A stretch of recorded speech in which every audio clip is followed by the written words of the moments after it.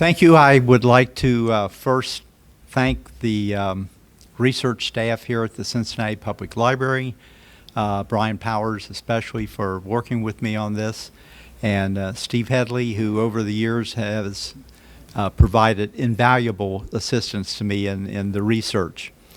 Also to the Reds Hall of Fame for being a sponsor along with Dinsmore and the Friends of the Public Library.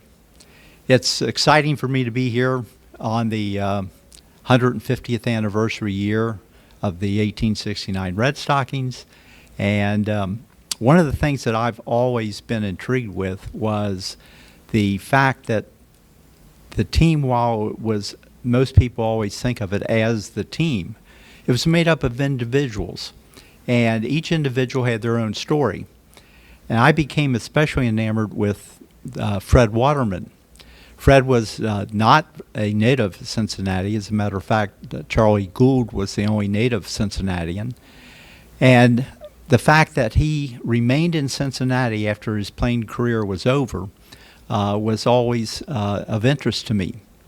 When I did try to find something more about him, what I found was most of what was written was about 1868 to 1870.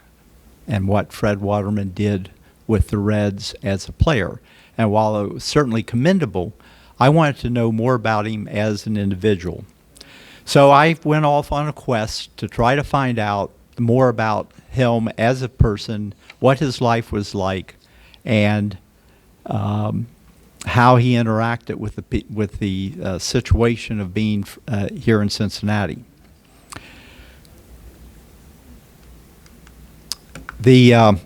My search started with looking at census records. What I found was in the New York State Census that in 1850 he was listed with his mother and father and siblings, and that he had been born in 1845. So it didn't give a date and a specific day and month, but it did give me the 1845. So I had an idea then of when he was born. In the 1860 census, it shows him, interestingly, since the census run every 10 years, it shows that he was 14, whereas in 1850 he was 5. I account for that for the fact that the census was held usually in the summer or late spring, between May and July. So depending on when his actual birth date was, could account for that slight discrepancy. While there was not much more to be found in terms of his background, other than he did come from a large family and his father was listed as a foreman.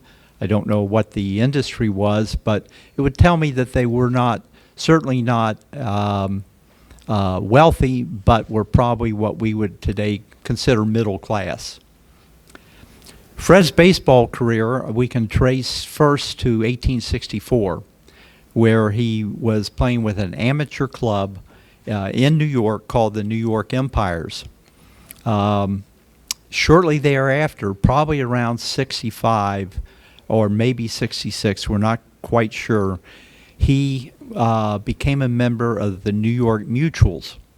Now, the Mutuals were started as a group of firemen out of the Mutual Fire Company there in New York City. And that club fell under the patronage of the famous William Boss Tweed of New York City. He was the mayor, and let's say he had a lot to do with what went on in the city. He clearly patronized the ball club, and from the documentation that I've found, he provided positions for the players that I'm sure supplemented their salaries. It was interesting when I found that the job that was attributed to being held by this time a 19-year-old young man was that of an assistant coroner. Now, I find nothing in the record which would indicate he ever had any training to be a coroner's assistant, and I have never found any information that shows that he ever did an autopsy or assisted in one. But as we all know, that those of us that have been around the early years of baseball, those types of things were not uncommon. The next thing that we find is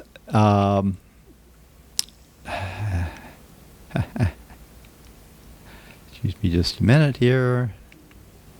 Why is it? Okay. One of the questions that I sometimes get asked is, well, how did this kid from New York get to Cincinnati? So in my research, I found there's two plausible stories. The first one comes from Harry Wright. As Harry relates it in a book that I found, and it was quoted, he remembers it that Aaron Champion had decided that he wanted to charge admissions. And so Champion's thought was, in order to entice people to come to the games and pay that money, they wanted to see a superior product.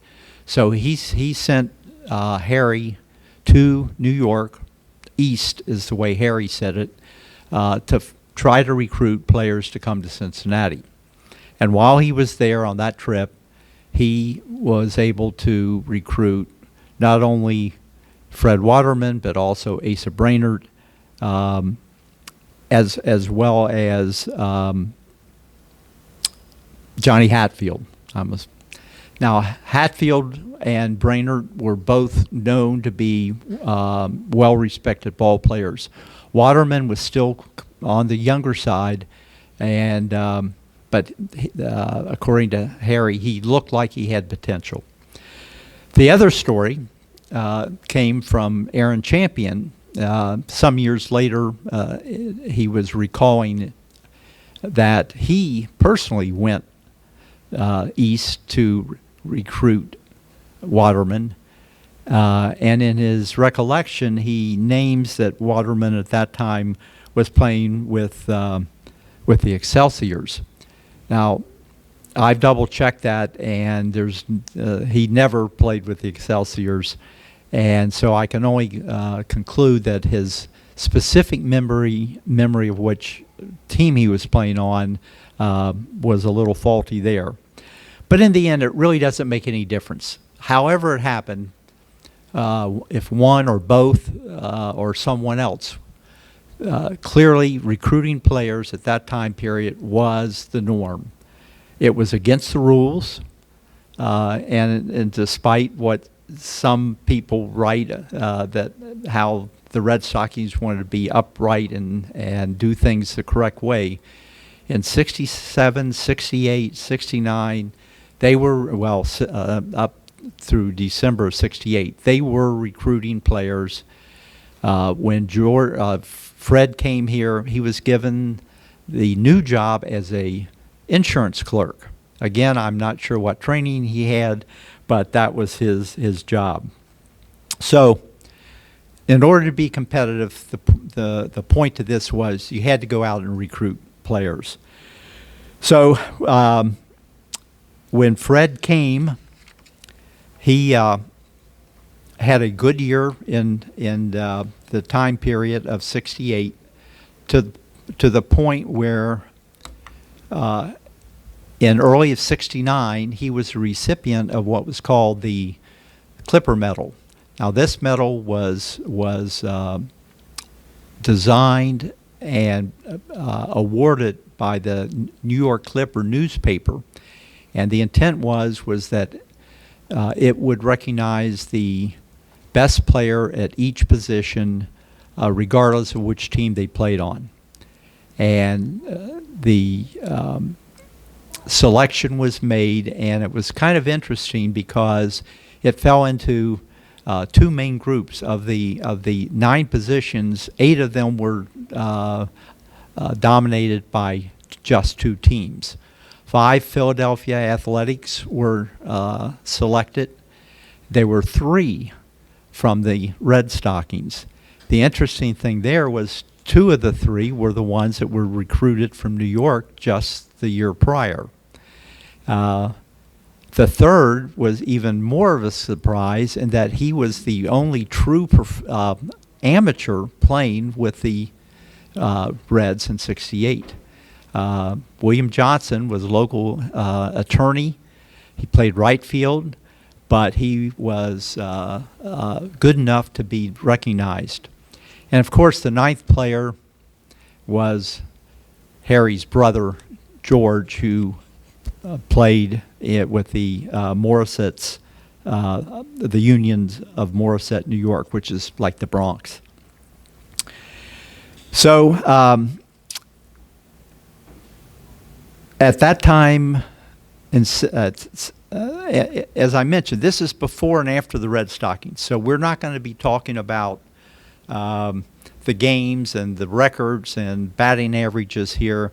If you were here last week, the Terrible Trio have covered it very well in their new book, and as the season goes on, we're going to hear a lot more. But I want to hit what happened around that season. So the next thing I found of interest was this advertisement that was in the Enquirer that said that the cigar store was now open, and it listed Waterman as the proprietor, as well as Louis Ballenberg.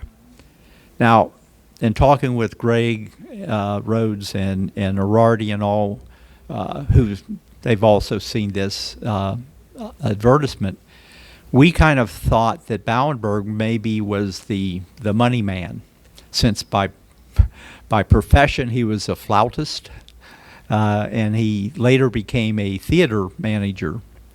So we thought he was like fronting the money to get the thing started. But in further research, I found in 1912 an article by Henry Miller, or Millar, we still argue over how that's pronounced, that in that article he says, when the season of 1869 ended, my father, meaning his Harry's father, set up a business for a cigar store, and he named the location. It was south of the old gas office on Vine Street, and it became the headquarters for the family and the fans. He said that it became a losing proposition, and they closed it down. Well, that was interesting because I'd never had that slant on it before. So then when I went back and looked at it, I found, first of all, that the open now is from a newspaper dated November 17th of 69. Well, that matches what Miller said, that it was at the close of the 69 season. So this is in November, the season was over. So that matches. And I find a number of articles through in the 1870s that references fans going to the Waterman's cigar store to buy tickets, to find out what the scores are and all that. So clearly through the 70 season, it was a going concern. But as we know, after the 70 season, when the Red Stockings left, I'm sure that brought the slump, and the enterprise went under.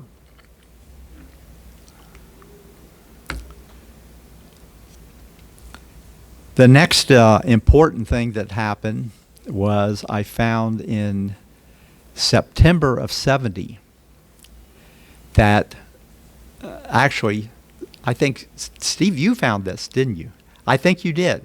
I think you found it. We were talking about it, and you called me up and said, hey, look what I found. At any rate, we found that I searched all the records, Hamilton County, everything. I could never find any connection or any document that connected Waterman getting married. We knew from later information that he was married, but we didn't. I wanted to know when he got married because I think that was important to the story.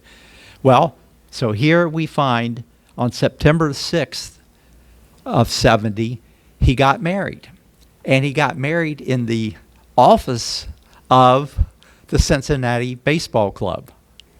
And he had a minister come in. I'm sorry, this is the best I could make of the copy, so I'll try to describe it. Basically, it says that the officers of the club, as well as the players, were present. It was a small affair. He was married by a minister there in the office, and after the ceremony, they adjourned to a separate room to have food, and it pretty well talks about beverages. So this was, to me, was a really key finding because it put it in a chronological perspective. Because in my mind, 6 weeks later, the announcement comes out, Cincinnati is not going to have a professional team. So now all of a sudden, after these 2 years of success here in Cincinnati with a professional team, he just gets married by way to a 19-year-old, almost an heiress. Her father was a very wealthy furniture manufacturer and somewhat of a prominent citizen. He's 25 by this time. She's 19. And now all of a sudden his livelihood is in question. So I think that kind of sets a backdrop. Another side note here is I find also interesting is those Red Stockings liked the Cincinnati girls. What I found was that, let's count them down. We got Fred marrying Ida. We know that Harry Wright, who was divorced before he came to Cincinnati, he married a divorcee from Cincinnati, and so they had a blended family. I think they each had 3 children. So they were married here in Cincinnati. Doug Allison, I found out that he married a gal from Hamilton County. It may not be downtown Cincinnati, but it was Hamilton County. And that was later. That was after he must have made the acquaintance while he was here because he got married in 71, I believe. And the fourth was our good friend and scoundrel, Asa Brainerd. Asa liked the Cincinnati girls so much, as best I can tell, I don't want to start any rumors, he married 2 of them at the same time. Okay, I've got marriage records that show that he married 2 different women within 6 months of each other and never found a divorce record. I know for a fact the one they actually had a child with, and the child died, I think, at 9 years old. But Asa, when he left town, he basically abandoned them. They were still in Cincinnati, and she was raising the child on her own. So that's either 4 or 5 Cincinnati gals, however you count it. So that's kind of an aside, but I thought that was interesting. It must be the water. So in following the resignation of Aaron Champion in August of 1870, A.P.C. Bronte took over as the president of the Cincinnati Baseball Club. And in November 21st, 1870, he made the announcement. It was published in the newspapers, and to the surprise and dismay of many of the Cincinnati citizens, that there would not be a professional team fielded. He cited a number of reasons. many of them based around financial. While the team did not lose money, they barely made any money. Many of you have heard the term, the net profits for the 1 year was $1.42 or $1.39, depending on what source you use. But they felt they weren't making money. They had made a lot of investment, which was they had paid off all of their liabilities for union grounds, for the improvements. So they didn't have a lot of outstanding debt. But so I think they decided, hey, let's just stop it here before we get into debt, because their concern were rising salaries being required by the players.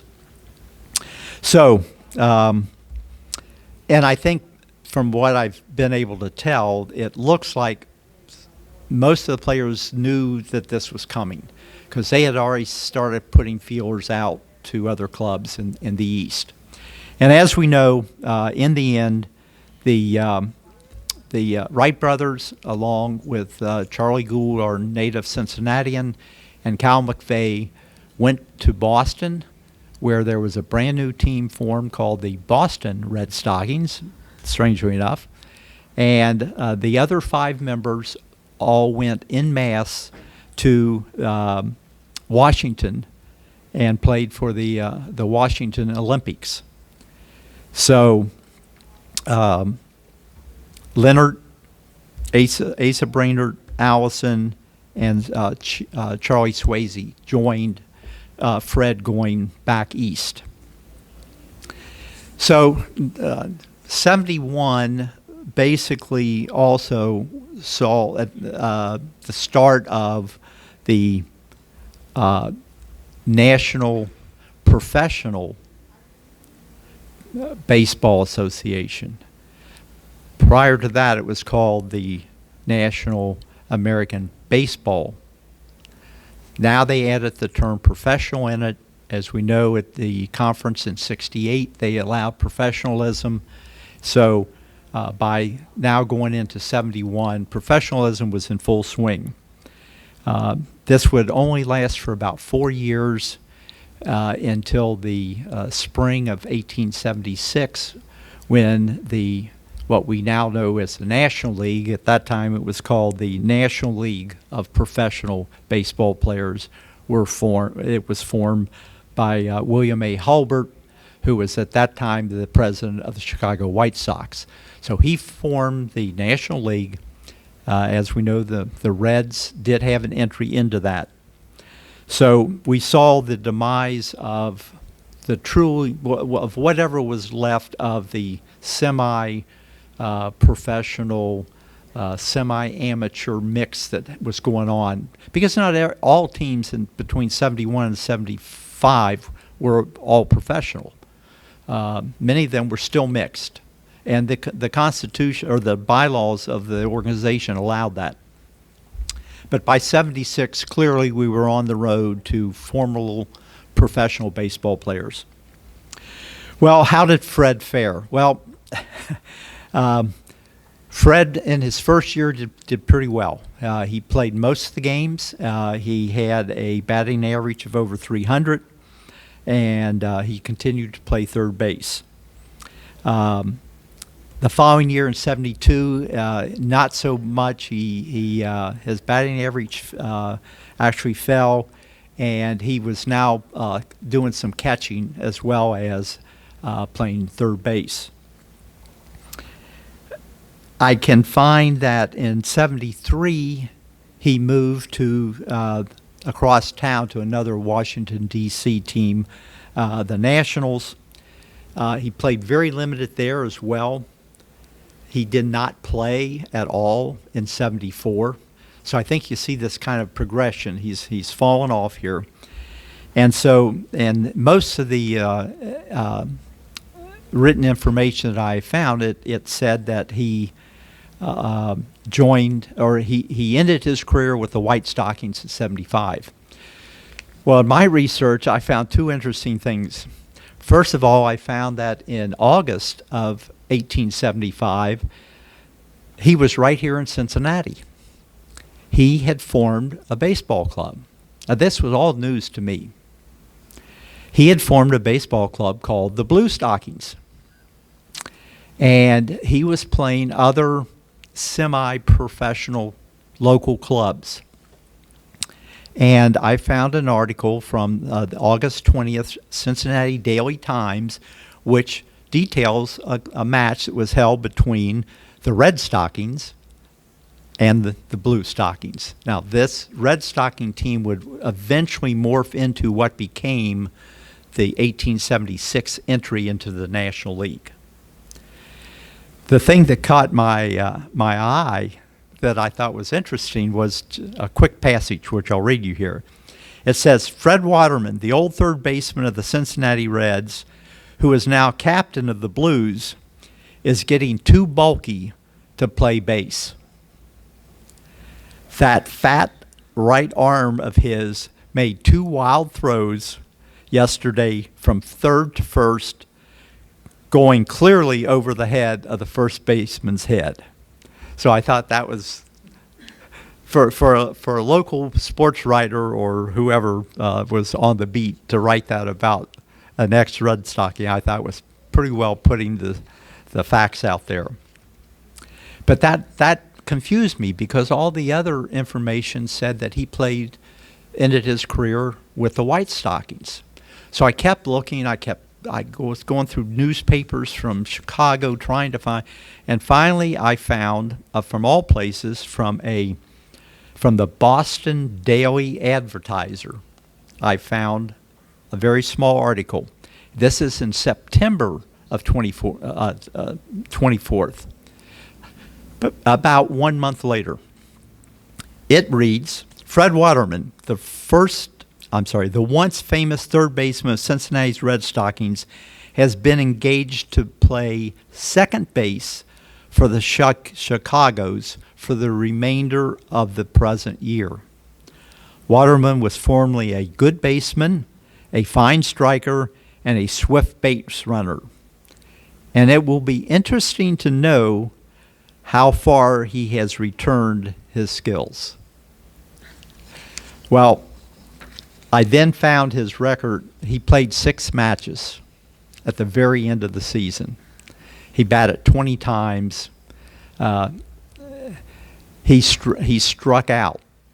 I can never find him striking out. He struck out twice.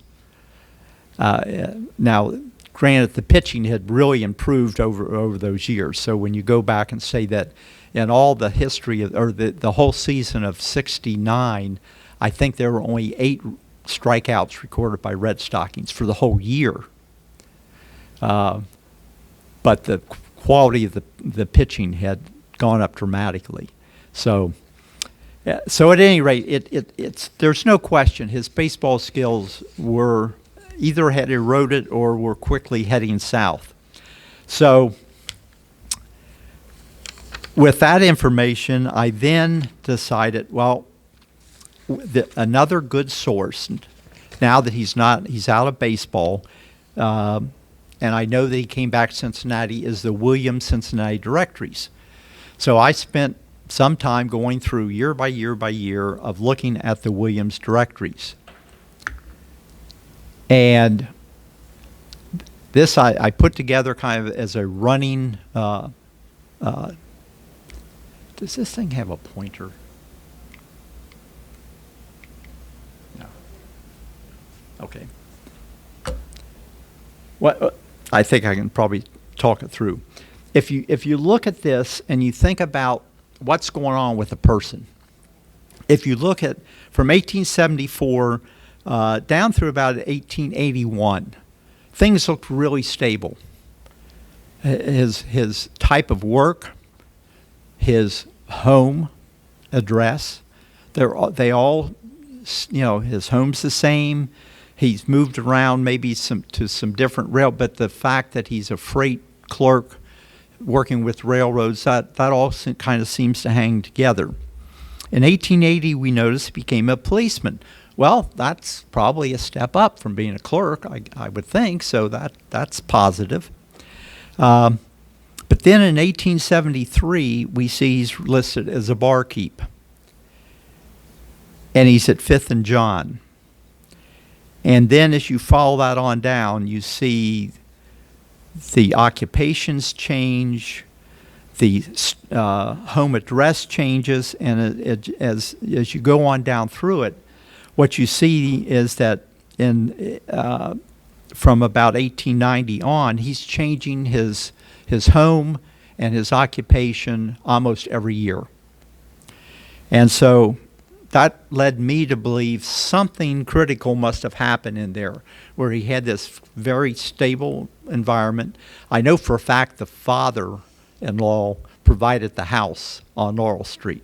I checked that in the Hamilton County records, so I know that the father-in-law owned that house at 170 Laurel. But still, he was gainfully employed. He had this reputation, even though he wasn't playing ball anymore. He still, I'm sure, was a local hero. So what happened?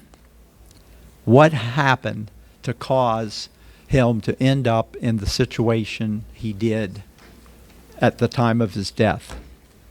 Well, I called it, kind of getting off of a old kid's movie title, I called it a strange series of events.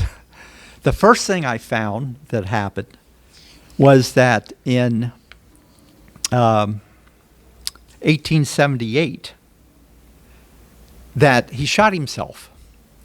Now, it looks like it was, now remember, by 1880 he was a policeman.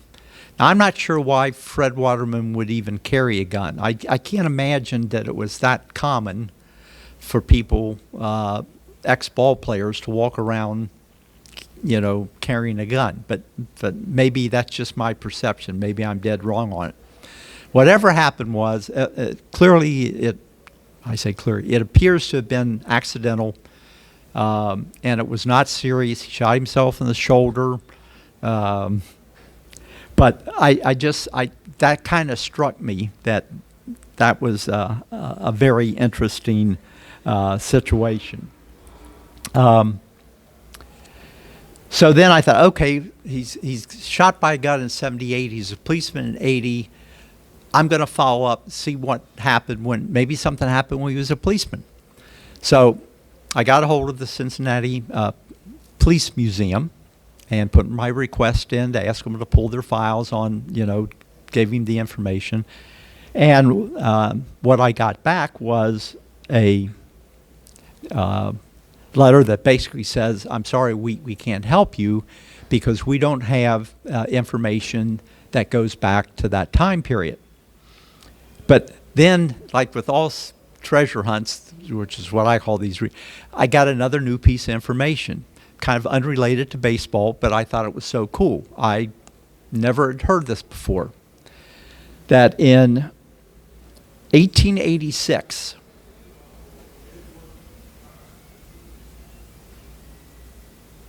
the entire police force was dismissed because the state of Ohio had decided that their methods of hiring and firing police officers were not, I'm going to say unconstitutional for lack of a better word, because evidently, the police, firemen, for many, many years, those were patronage jobs. And so it appears that when a Democratic mayor took over the city, he brought in all of his Democratic supporters, and a Republican came in. He did the same thing, so they were constantly turning these people over. And I'm sure back in those days, you probably couldn't use, hey, I'm an independent, as a plausible reason to save your job. So the reason they had no records that went back to the 1880 was because they basically said anything that happened back at that time was not according to the laws of the land, and so they started their records to. If you go there to do any research, just so you know, if it's got to be after 1886. But I thought that was an interesting piece of new information, at least for me. But I still don't know why he left the force. It didn't answer my question, so I kept looking. And what I found was another interesting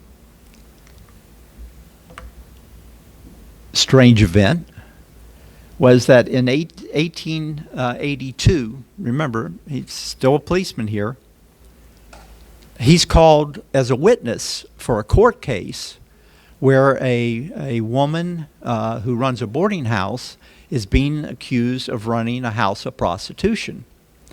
And he's called as a witness for the defense, for the lady. And she actually says that, get Fred Waterman up here. He knows me. He'll vouch for me. So he gets summoned, and I love the way that it says it. It says that he was an old-time ball player who stopped at the house, was called for a character witness to the house, but didn't seem to know much. That was what was captured in this top article. Interesting, the very next day, the rebuttal is shown on the bottom, where Fred denies, basically, he says, I don't know anything about the house. I don't know anything about the people that live in it. I've never boarded there. And I'm as surprised as anybody would be that I even got pulled into this. Now, who knows? I certainly can't make it out from this. But I find that interesting that should have been during his time on the police force, and this comes up. And then the next year, he's no longer on the force. So is it related to all of his baggage that he's starting to accumulate? I don't know, but I think it was clearly another brick in the backpack. Then I think we hit what I call the fatal straw, the one that really broke him down. And that occurred in February of 1884 when his wife, Ida, filed for divorce. Now, I went to the courthouse because my mission part of my mission had been to find, did he have any children? Did the marriage have any children? Because I was interested in following his descendants. And I thought, well, okay, a divorce case, if there were children, it should be referenced in the records, either for custody or whatever. And the fact that they had been married for 14 years, they would have still been minors if they had children very early. So I thought, okay. So I go to the courthouse, and again, it's kind of like from the police museum, I get one of those, well, in 1884, we had a fire. Matter of fact, the fire was about 2 or 3 weeks after she filed. So all I could get, the only record that they had was kind of like it was like an envelope or a file folder that they kept the records in. That must have kind of made it, and on the outside they kind of had a running inventory of things that went in it. So it appears that she was asking the divorce for on the grounds of desertion. That was all I could find. We looked, folks were down there were great, but could find nothing more than the fact that she filed for desertion. We do know that in May then the divorce was granted, and I think that kind of put the final stone in his backpack. I want to talk for a minute about Ida. This is obviously a much later picture of her. Like I said, she was 19 when he married. From what I understand, she was a attractive woman, well-schooled, and she was actually born in Philadelphia in 1852. Her career actually began after the divorce. Now, I can't find, I've checked literary magazines, New York publications, and all, trying to find out about her background. She was a stage actress. She appeared in over 30 Broadway productions. She later went on and made silent movies. 29 of those. She actually starred with Mary Pickford in a couple of them. So she was not a B-lister. She clearly was. But I don't know. Was it a natural talent? Did Cincinnati have a school of creative and performing arts back then where she studied this when she was young? I don't know how she made such a quick transition into that role as a stage and screen actress. But however she did it very well. She had a national reputation. She did remarry in 1890, so it wasn't like she didn't get married, right after she got the divorce.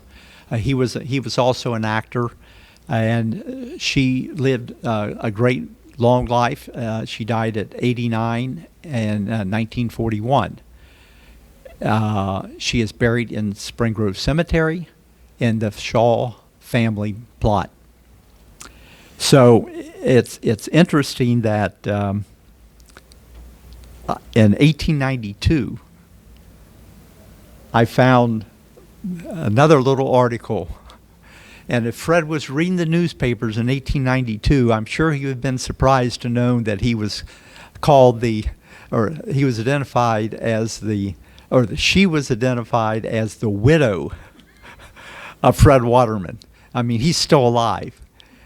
He's living here in the city, and the newspaper promoting her visit here says that she's the widow of Fred Waterman.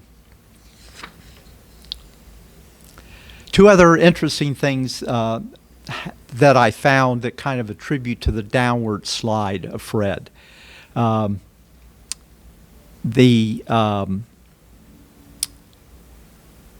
Harry Wright had in 1896. Harry Wright had died just previously, and all through baseball there was a huge effort to collect money to make a big memorial.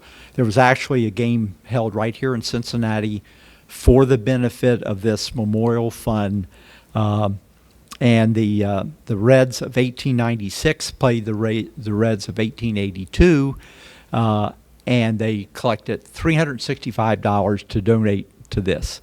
Throughout Major League Baseball, there were, I think, something like 14 games all across the country that were played. So they had accomplished their goal, built a beautiful memorial for Harry's grave. But there was this committee still existed. It was called the Harry Wright Veterans Association. And at some point, they made an overture to the Reds management, the current Reds management of that time, that they would like to do a benefit for Fred. So clearly, it must have been clear that Fred was in dire straits. This was in 1896. So the Reds agreed that they would give use of the field anytime they were not in town. But nothing ever happened. There was never any follow-up, at least that I can find. There was never any game played. There was never any financial assistance coming from that quarter. The other interesting thing was there was an article that Doug Allison, who had been to a GAR, that's a Grand Army of the Republic. It was a organization of Union veterans from the Civil War. And since Doug was the only one that actually served in the Civil War, he obviously was very interested in continuing the association with the GAR. So he had been at a conference somewhere, I think it was Chicago, and he was passing through Cincinnati, and he decided to look up his old teammate, Fred Waterman. And the interesting thing is that it says that he found Fred tending bar in a Fifth Street liquor emporium. So, and that matches up again with the Wiliams. So, good correlation. Doug Allison also became very vocal in trying to raise money for the assistance to Cal McVeigh a few years later. Cal McVeigh, another of the Red Stockings, was out in California and was in very bad straits too. So he actually did convince the National League to provide financial assistance to Cal McVeigh. I think it was $126 a month or something like that. So, as we can see from these, he has come from being a prominent, well-known, could go anywhere in the city, or for that matter, anywhere in the country. This is a man that met the President of the United States. He traveled from coast to coast playing baseball. He rode the Transcontinental Railroad to play baseball in the West. This is a true sports hero by any stretch of the imagination. And yet here in his later years, we find that when he died on December 16th, there were a lot of good words about this. The Chicago Tribune, and this article gives us a little bit of information about the manner of his death. The Commercial Tribune says that he was admitted to the hospital in October. So he had been in the hospital for 2 months. Finally came down with pneumonia. They tried to do a procedure to remove some ribs, I guess to give his lungs maybe more room, but I'm not sure why. But at any rate, it was not successful. So the Cincinnati Post, Fred Waterman dead. I love this one. Played baseball in the days when the Reds had a team. Now, you could take that a couple different ways, but I just think they meant when they had a great team. So, again, kind of recapped it, but there was in the following one, the Chicago Tribune, the Commercial Tribune down here, it references a widow. It says that Mrs. Waterman, the widow, is in destitute straits or something, circumstances. Well, that's interesting. They sure aren't talking about Ida. She's on Broadway. She's making movies. We know they weren't together. And so that got me thinking again, what's going on here? Maybe something happened. So I went on a quest to find out, did he remarry? Did he marry? Because I'm still, in the back of my mind, I'm looking for that descendant. I want to see if there's a descendant from Fred Waterman. So I check everything I can. But in 1900, remember, he died in 1899. In 1900, that's a census year. So there was a census. And in that, I found, living in Cincinnati, a Josephine Waterman, along with her son, and she was listed as a widow. I've used every trick I know, all my wife's skills as a genealogist, trying to track down this Josephine Waterman. All I can say is at this point, I cannot say that he had a second wife or that he had any children. I don't have any records to support that. But it is a good possibility. I'm sorry, it is a possibility. I won't say it's a good possibility. It's a possibility, and I'll continue to work on that. I had to type this one because it was the copy from the newspaper was so bad. But it's my favorite one, and I think it actually kind of puts it all together into what I think characterizes his life. Fred Waterman's fate. Poor old Fred Waterman, once the pride of the baseball world, died at City Hospital last Saturday, and few, very few, knew of his death. His funeral would take place this morning. There were enough people left who remembered his achievements as third baseman of the Reds from years ago to save his remains from Potter's Field. So he was headed up to the Potter's Field up here around, I guess, City Hall or Music Hall. Or had it been moved by then? No, City, yeah. Yeah, it's probably over by Price Hill. Yeah, right. So the good news was that they were able to provide a burial spot in a cemetery. Wesleyan Cemetery was a non-denominational public cemetery. Well, it was public. It was run by the Wesleyans, but there were no restrictions on it. He was in an unmarked grave, Range 1, Grave 23, Section S. So for 118 years, his grave was unmarked, and very few people even knew he was buried here. They didn't even know he lived here after baseball. I got a call from Kathy Dahl, who was a docent and the historian for the cemetery. She had just done some work. I think the folks from here at the library helped her with it. They identified 6 graves from the colored troops that served during the Civil War, and were able to secure for 2 or 3 of them grave markers for their graves, because the government's got this crazy thing that you got to have an actual descendant involved in it before they'll issue an actual marker.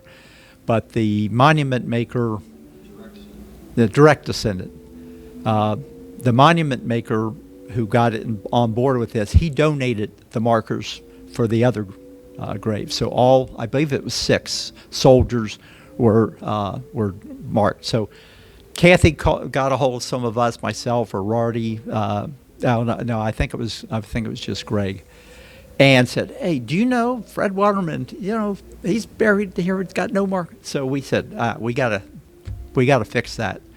So a bunch of folks got together, private individuals, some organizations, and we raised the money. We designed what we think was a fitting marker, and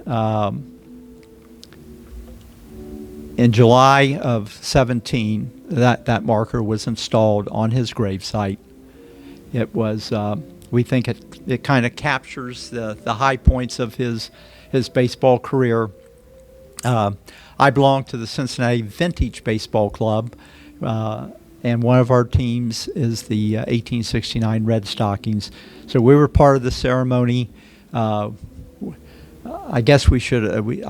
Afterwards, I thought, oh, we got 9 there. We should have had like a missing man formation or something to honor Fred.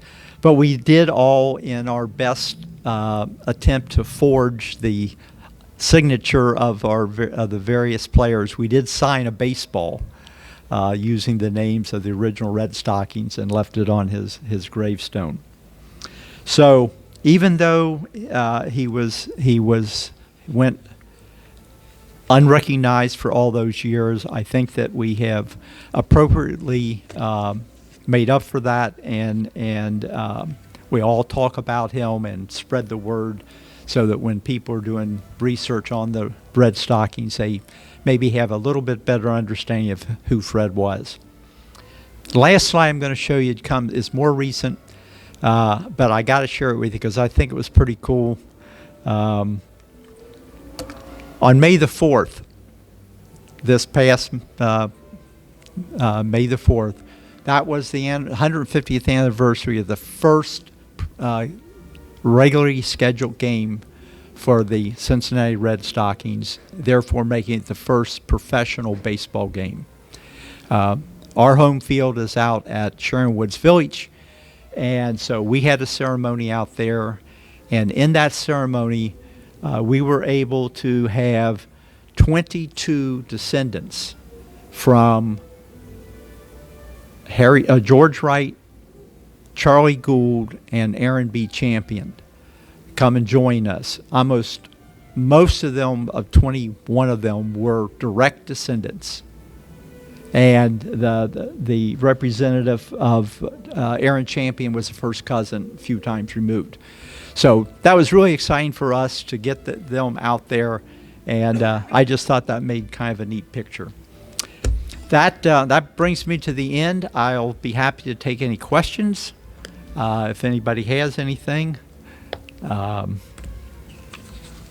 If not, I thank you for your attention. I hope you enjoyed it, and again, thanks to the library for hosting this. Thank you.